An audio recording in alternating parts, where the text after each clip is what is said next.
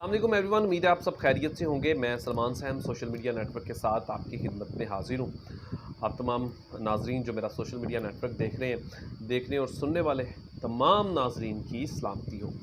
ناظرین، جیسے کہ پتہ ہے کہ پچھلے 2 مہینوں سے بجلی کی قیمتوں میں جس طریقے سے اضافہ ہوا ہے، اس کے بعد کسان اور عام عوام جو ہے وہ سڑکوں پر آ چکی ہے۔ روز اپنے کسی نہ کسی شہر میں جو ہے وہ اپنا احتجاج جو ہے وہ ریکارڈ کروا رہے ہوتے ہیں۔ آج اسی طرح خانے وال سے لے کر لودھراں تک کے تمام راستے جو تھے وہ بند تھے۔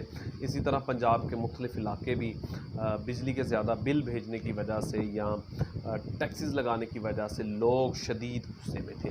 اس میں کسان جو تھے وہ سب سے زیادہ متاثر ہوا ہے، کیونکہ کسان جو ہے وہ پاکستان کی ریڑھ کی ہڈی ہے۔ پاکستان کی معیشت میں جو ہے وہ کسان کا ایک بہت بڑا رول ہے۔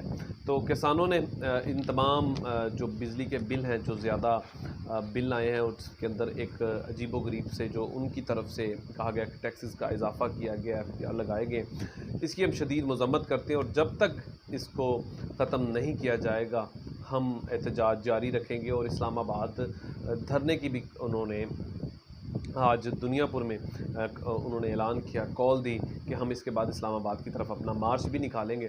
اچھا، سب سے جو امپورٹنٹ بات یہ ہے کہ آج اس احتجاج میں کسانوں کے ساتھ ساتھ عام شہری بھی آپ کو نظر آ رہے ہوں گے۔ میں ساتھ ساتھ یہ ویڈیوز بھی چلا رہا ہوں، یہاں پر عجیب و غریب چیزیں دیکھنے میں نظر آئیں کہ ایک رکشہ چلانے والے کا بل 16,000 روپے آ جاتا ہے۔